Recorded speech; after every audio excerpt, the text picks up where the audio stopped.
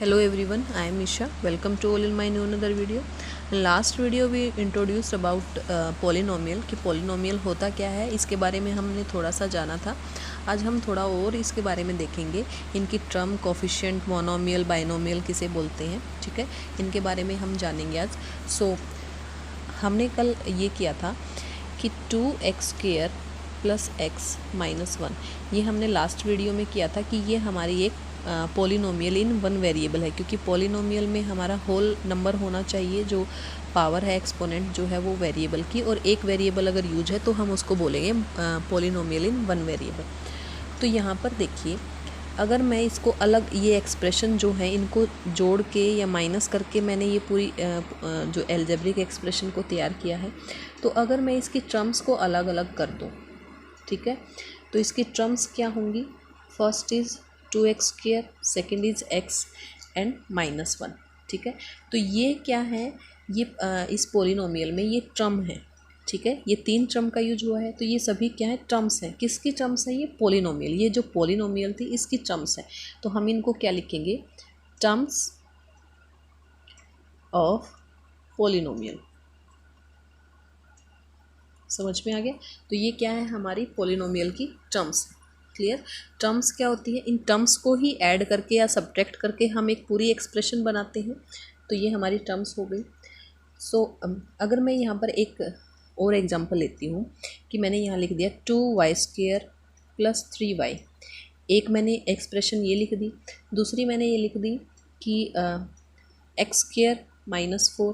Third मैंने ये लिख दिया t³ प्लस 2t² प्लस 4, ठीक है.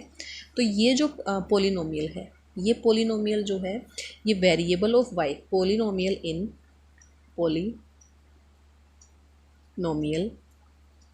इन वेरिएबल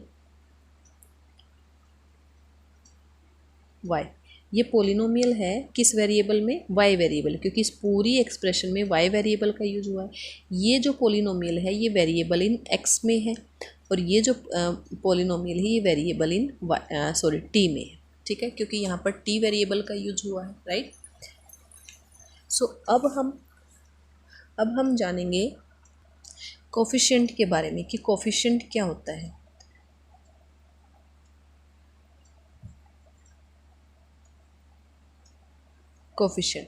कोफिशिएंट क्या होता है, कोफिशिएंट को हम हिंदी में बोलते हैं गुणांक.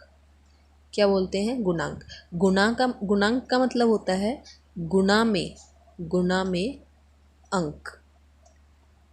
गुणा मतलब मल्टीप्लाई में अंक मतलब नंबर. समझ में आ गया. तो मल्टीप्लाई में नंबर मतलब अगर हमें किसी वेरिएबल का हमें कोफिशिएंट पूछा है तो उस वेरिएबल के मल्टीप्लाई में कौन सी कांस्टेंट वैल्यू है वो हमें पता करना है. समझ में आ गया. जैसे फॉर एग्जांपल मैंने लिख दिया, एक एक्सप्रेशन लिख दी मैंने कि minus x power is 4 plus 3x power is 3 minus 7x² plus 4x minus 2. ये मैंने एक एक्सप्रेशन लिख दिया. मैंने पूछ लिया कि x4 का कोफिशिएंट क्या है, x3 का कोफिशिएंट क्या है, x² का कोफिशिएंट क्या है, x का कोफिशिएंट क्या है, और x0 का कोफिशिएंट क्या है. समझ में आ गया. तो x4 का कोफिशिएंट क्या है, माइनस. तो यहाँ पर कुछ नहीं है, मतलब यहाँ पर क्या है, 1. तो x² के मल्टीप्लाई में कौन सी टर्म है हमारी, क्या कांस्टेंट वैल्यू है, -1. तो x4 का कोफिशिएंट क्या हो गया, -1. इसके मल्टीप्लाई में यही टर्म है. x³ का कोफिशिएंट क्या है, +3, क्योंकि इसके मल्टीप्लाई में क्या है, +3. तो 3 जो है x³ का कोफिशिएंट हो गया. x² के मल्टीप्लाई में क्या है, 7, और 7 क्या है, माइनस का. तो एक्सप्रेशन भी साथ में लिखेंगे हम, जो प्लस या माइनस है, अगर माइनस में है तो माइनस लिखेंगे, राइट. x का कोफिशिएंट क्या है, 4. तो x का कोफिशिएंट क्या हो गया, 4. अब पूछा इसने x0, तो x0 का कोफिशिएंट क्या है, -2. तो यहाँ पर -2 क्यों आया, क्योंकि अगर -2 को मल्टीप्लाई कर दूँ मैं x पावर 0 से, तो ये क्या बन जाएगा, -2 x पावर इज़ 0. और हमें पता है अगर किसी कांस्टेंट वैल्यू या किसी वेरिएबल की अगर हमारी पावर 0 में है पावर अगर 0 है तो उसका मतलब क्या होता है 1। ये हमने पढ़ा हुआ है एक्सपोनेंट एंड पावर में, a पावर 0 इज़ इक्वल 1, 1 के इक्वल होता है। तो ये किसके इक्वल हो जाएगा 1 के, और ये 1 के इक्वल हो गया, इसका मतलब -2 मल्टीप्लाई 1 इज़ -2। तो यहाँ पर इसका मतलब क्या है x पावर 0, तो x पावर 0 का कोफिशिएंट क्या हो गया -2। तो कोफिशिएंट का कॉन्सेप्ट क्लियर हो गया होगा शायद। तो टर्म्स क्या होती हैं, एक्सप्रेशन को ऐड या माइनस करके जो भी हमारी वैल्यू लिखी होती है वो टर्म्स होती है, टर्म्स ऑफ पोलिनोमियल। और कोफिशिएंट मतलब गुना में जो उसके दे रखा है, जिस भी वेरिएबल का हमें कोफिशिएंट पूछा है, जिस भी वेरिएबल मतलब जिस भी पावर के अकॉर्डिंग, तो उसके मल्टीप्लाई में क्या है वो हमें यहाँ पर लिखना है, राइट। सो अब आगे आता है, अगर कोई कांस्टेंट वैल्यू लिखी हुई है, मान लीजिए 2 है, या फिर मान लीजिए हमारी 6 है, ठीक है, कोई भी कांस्टेंट वैल्यू है, तो वो भी एक पोलिनोमियल है, इज़ ऑल्सो अ पोलिनोमियल। ये भी एक पोलिनोमियल होती है। अगर सिंगल हमारे कांस्टेंट वैल्यू लिखी हुई है, वो भी हमारी पोलिनोमियल। कोई भी वैल्यू लिख दो आप, 3 लिख दो, माइनस में लिख दो -11 या 50, कुछ भी लिख दो, कोई भी एक्सेट्रा। तो ये सारे जो है ये पोलिनोमियल हैं। और ये किस तरह के पोलिनोमियल हैं, ये हमारे पोलिनोमियल हैं constant polynomial. These are constant polynomial. समझ में आ गया। तो जो हमारी कांस्टेंट टर्म है, अगर हमें सिंगल लिखी हुई है, तो वो भी एक पोलिनोमियल है, और वो हमारी कांस्टेंट पोलिनोमियल के अंडर में आती है। समझ में आ गया। उसके बाद हमारा अगर 0 है, ये इंपॉर्टेंट पॉइंट है, ज़ीरो भी हमारी एक पोलिनोमियल है, और ज़ीरो जो है वो एक तरह का ज़ीरो पोलिनोमियल है, ज़ीरो पोलिनोमियल। समझ में आ गया। जीरो को छोड़ के अगर जो बाकी हमारे कांस्टेंट वैल्यू है वो हमारी कांस्टेंट पोलिनोमियल है, लेकिन जीरो अगर जीरो लिखी हुई है तो जीरो एक हमारी ज़ीरो पोलिनोमियल के अंडर में आती है। समझ में आ गया ये कंसेप्ट।